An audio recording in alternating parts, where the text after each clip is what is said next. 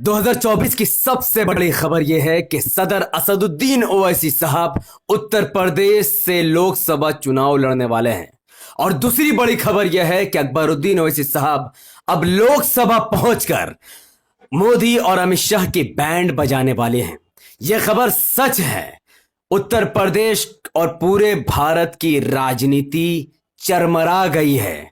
मोदी हो या अखिलेश यादव, मायावती हो या फिर योगी आदित्यनाथ, सबकी बैंड बजी हुई है, क्योंकि एआईएमआईएम के इस फैसले ने पूरे भारत की राजनीति को ही बदल कर रख दिया है। पूरी वीडियो को विस्तार से समझेंगे और जानेंगे। उससे पहले अस्सलाम वालेकुम रहमतुल्लाहि व बरकात। अल्लाह के नाम से शुरू, जो बड़ा कृपालु और अत्यंत दयावान है। एआईएमआईएम ने इंडिया गठबंधन से एक मांग की थी। वो मांग ये थी कि एआईएमआईएम ने उत्तर प्रदेश में इंडिया गठबंधन से 5 लोकसभा सीट मांगे थे कि अगर इंडिया गठबंधन एमआईएम के लिए 5 लोकसभा की सीट छोड़ देगी तो पूरे भारत में एमआईएम इंडिया गठबंधन के ऑपोजिट में सीट उम्मीदवार नहीं उतारेगी। लेकिन इंडिया गठबंधन ने मुस्लिम लीडरशिप को सरे से नकार दिया।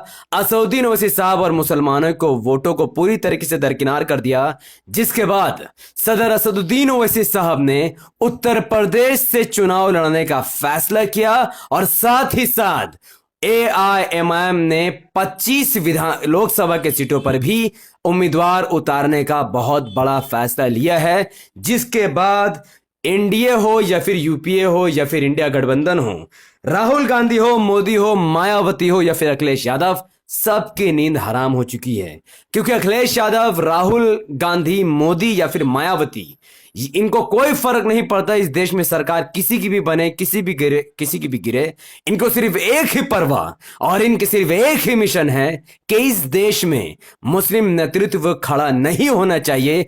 इसीलिए ओवैसी साहब के उत्तर प्रदेश में चुनाव लड़ने के फैसले के बाद इनके नींद हराम हो चुकी है, रातों की नींद उड़ गई है और ये लोग परेशान हैं कि अब कैसे ये ओवैसी साहब का मुकाबला करेंगे। आसिम वक़ार साहब, जो कि एआईएमआईएम के नेता है, ऑफिशियल नेशनल स्पोक्स पर्सन है, उन्होंने बाज़ाब्ता उत्तर प्रदेश के 7 लोकसभा के सीटों के नाम सामने रख दिए हैं, जिसमें एमआईएम अपने उम्मीदवार उतारने वाली है। और सबसे बड़ा सवाल कि असदुद्दीन ओवैसी साहब इन 7 लोकसभा के सीटों में से किस सीट पर चुनाव लड़ने की तैयारी कर रही है, वो वीडियो के एंड तक आपको पता चल जाएगा। एआईएमआईएम उत्तर प्रदेश के फिरोजाबाद मेंबर ऑफ पार्लियामेंट यानी लोकसभा के सीट पर अपने उम्मीदवार उतारने वाली है, जबकि यहां पर भारतीय जनता पार्टी का प्रत्याशी जीता हुआ है।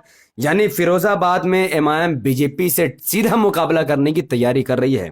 2019 के लोकसभा इलेक्शन में बीजेपी के कैंडिडेट को 4,95,819 वोट मिला, जबकि समाजवादी पार्टी के प्रत्याशी को 4,67,038 वोट मिला। यहां पर समाजवादी पार्टी भारतीय जनता पार्टी से सिर्फ 30,000 वोटों से हार गई, क्योंकि समाजवादी पार्टी के ही एक नेता शिवपाल सिंह यादव ने यहां पर 91,000 वोट काटकर भारतीय जनता पार्टी की मदद की, जिसकी वजह से यहां पर बीजेपी जीत गई। अब आपको पता होना चाहिए कि फिरोजाबाद में 12.6% मुसलमानों की आबादी है, फिर भी 3 लाख से ज्यादा इस लोकसभा सीट में मुस्लिम वोटर होने के बावजूद भी समाजवादी पार्टी ने आज तक यहां पर किसी मुसलमान को टिकट नहीं दिया है।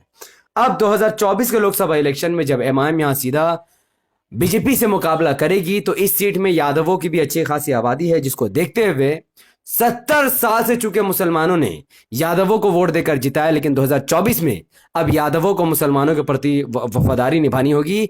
3.5 लाख मुसलमानों का वोट और 3 लाख यादवों का वोट अगर मिल जाए तो इस सीट में एमआईएम बीजेपी को हरा सकती है। बड़ौन में एआईएमआईएम अपना उम्मीदवार उतारने की तैयारी कर रही है। इस बड़ौन लोकसभा सीट से 2019 में भारतीय जनता पार्टी का प्रत्याशी जीता था, जिसको 5,03,052 वोट मिला, जबकि धर्मेंद्र यादव समाजवादी पार्टी के नेता को 4,92,898 वोट मिला। यहां पर कुछ वोटों की वजह से सिर्फ महज 20,000 वोटों की वजह से समाजवादी पार्टी की हार हुई और बीजेपी की जीत हुई, क्योंकि कांग्रेस, जो कि नेशनल वोट कटवा पार्टी है, कांग्रेस के प्रत्याशी को सिर्फ 51,947 वोट मिला। अगर कांग्रेस यहां से चुनाव नहीं लड़ती तो यहां पर समाजवादी पार्टी जीतती और बीजेपी हार जाती। चूंकि यहां से बीजेपी जीत गई, इसीलिए एमआईएम यहां पर अपना उम्मीदवार उतारने वाली है। अब यहां पर बड़ौन में भी मुसलमानों की 27% आबादी, लगभग 4 लाख मुस्लिम वोटर बड़ौन में हैं। अब अगर 4 लाख मुसलमान और सिर्फ 20% यादव कम्युनिटी के लोग अगर एमआईएम के प्रत्याशी को यहां पर वोट करते हैं तो बडौन में भी बीजेपी की हार तय है। एमआईएम उत्तर प्रदेश में संभल लोकसभा सीट से भी चुनाव लड़ने की तैयारी कर रही है। संभल में आपको पता होगा डॉक्टर शफीकुर रहमान बर्क साहब जीते थे, जिनको 6,58,हजार वोट मिले थे, जबकि बीजेपी के प्रत्याशी को 4,83,000 वोट मिले थे। अब शफीकुर रहमान बर्क साहब का इंतकाल हो चुका है, ये सीट खाली है। ये सीट मुस्लिम मेजोरिटी सीट है, यहाँ पर 50% आबादी मुसलमानों की है, 6 लाख से ज्यादा यहाँ पर मुस्लिम वोटर है। अब एमआईएम अपना प्रत्याशी उतारेगी और ये सीट एमआईएम 100% जीतने वाली है, चाहे एमआईएम यहाँ जिसको भी टिकट दे दे। एमआईएम मुरादाबाद लोकसभा सीट में अपने उम्मीदवार उतारने की तैयारी कर रही है, जबकि 2019 के लोकसभा इलेक्शन में समाजवादी पार्टी का एक मुस्लिम कैंडिडेट यहां पर जीता था, जिसको 6,49,538 वोट मिला, जबकि भारतीय जनता पार्टी के प्रत्याशी को 5,51,416 वोट मिला। जहां पर कांग्रेस के कटवा प्रत्याशी इमरान प्रतापगढ़ी, कटवा क्योंकि ये 1 नंबर का वोट कटवा है, कटवा मतलब वोट कटवा, इसने 59,000 वोट काट कर बीजेपी को फायदा पहुंचाने की कोशिश की, लेकिन मुसलमानों के इकाई की वजह से यहां पर बीजेपी का हार हुई है।